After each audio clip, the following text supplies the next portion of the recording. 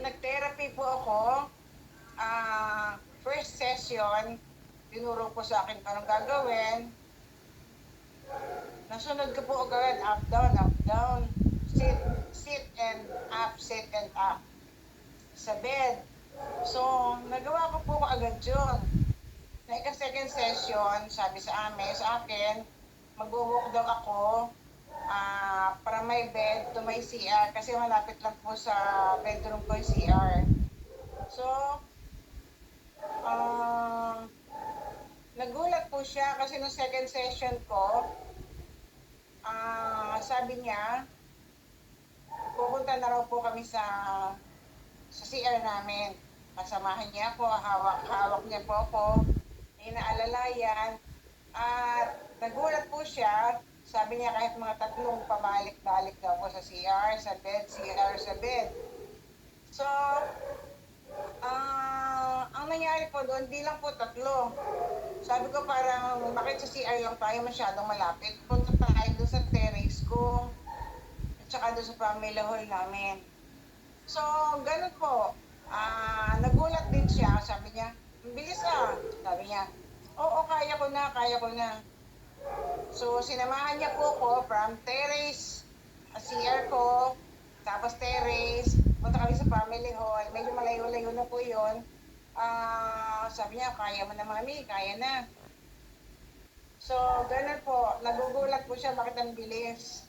Ang bilis ng development. So, from then po, sabi ko gusto ko nang makaakyat baba sa hagdanan. Ang bahay ko po 3-story. Sabi niya, ano sasabihin mo, parang masasabi na graduate na ako sa therapy ko, para iwan mo na ako, stop na tayo. Sabi niya, kailangan po walk ka sa stairs ng 10 steps up and down. Sabi ko, okay, sige, samahan mo ako ngayon. Alalayan mo lang ako. So, from may room po, lumabas po ako, sa upstairs muna po ako. Tapos, sabi niya, tama lang, ganito lang muna. Rest, tapos baba ulit rest. Ang sabi ko, masyadong kulang, sabi niya. Sabi ko, from 3rd floor, baba tayo sa 2nd floor. Tapos, bumaba pa ako ng 1st floor. Sabi ko, masyadong mahaba na ma'am, sabi sa akin. Sabi niya, baka mahihilo ka na, hindi ka nahihilo. Sabi ko, hindi ako nahihilo. Sabi niya, umikot pa po ako sa sala namin, sa dining. Tapos, akyat po kami ulit. Sabi niya, saan? Sa bedroom na po tayo niyo muna, baka mahilo ka na. Sabi ko, hindi, kaya ko pa. So, nakadalawang balik ako po sa 3rd floor, 2nd floor, ground floor, hanggang balik naman po ulit hanggang sa bedroom ko na. Sabi niya, grabe mami, wala na tayong gagawin sa next session. Sabi ko, what do you mean? Sabi niya, graduate ka na po sa therapy. Thank you Lord. Kaya nagpapasalamat po ako sa Panginoon. Alam ko po na ginamit ni Lord sa buhay ko itong future placenta. At siguro pa magtatanong kayo, bakit 6 months na akong nasa advocate na pala ako ng future placenta? Magtatanong kayo, bakit na-diagnose ako ng ganito, mga sakit nito?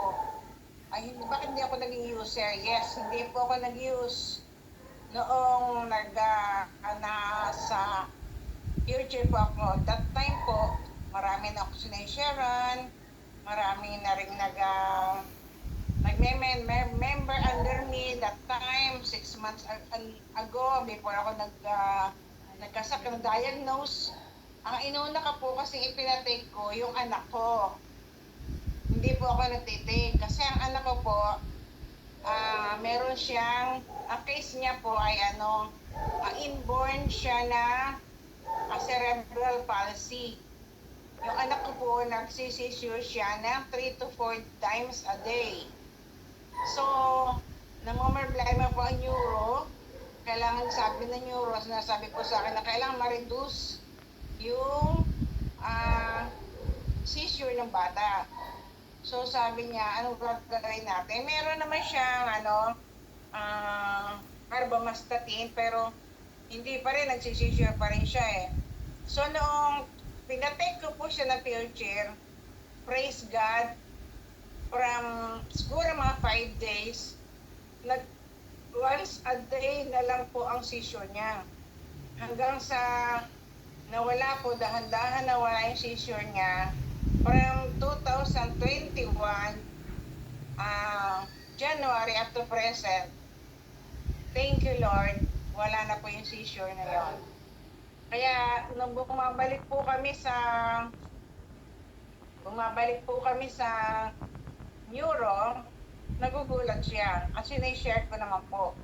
Alam niya naman mga doktor, hindi sila naniniwala kasi masisira na sila kung maniniwala sila.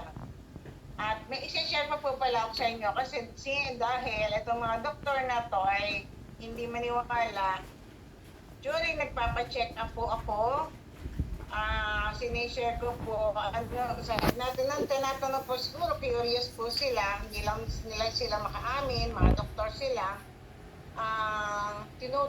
Lagi po ako tinatanong, tinutuloy mo pa yung stem cell na sinasabi mo. Sabi ko, yes po, dire-diretso po iyon.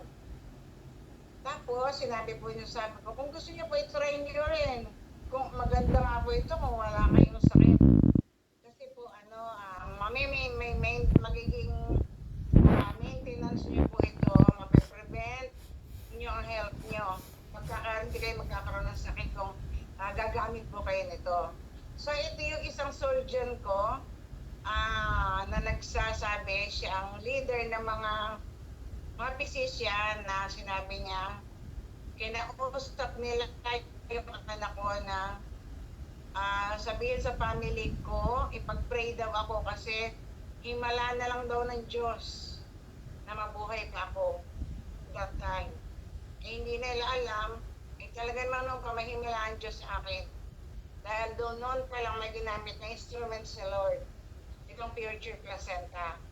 Kaya nagpapasalamat ako sa Panginoon, pangalawa sa mga leader ko sa ADG, na grabe ang support sa akin.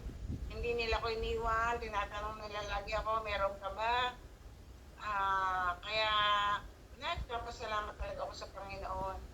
At sa second life ko, nag-enjoy na rin ako. At yung aking surgeon na nagsabi na himala na lang ng Lord hanggang mabuhay pa ako. Ngayon po user na rin siya. At itong aking pong oncology, sabi niya, sige, medyo may pagkakuripot-kurip ko, gusto niya libre, bigyan ko daw siya, tatry niya. Ayaw naman yung bumili. Kaya, sabi ko, sige po, at bibigyan kita. Yun. Kaya maraming salamat po sa Panginoon, maraming salamat sa mga leader ko sa ADG, pangalawa sa Panginoon. Salamat.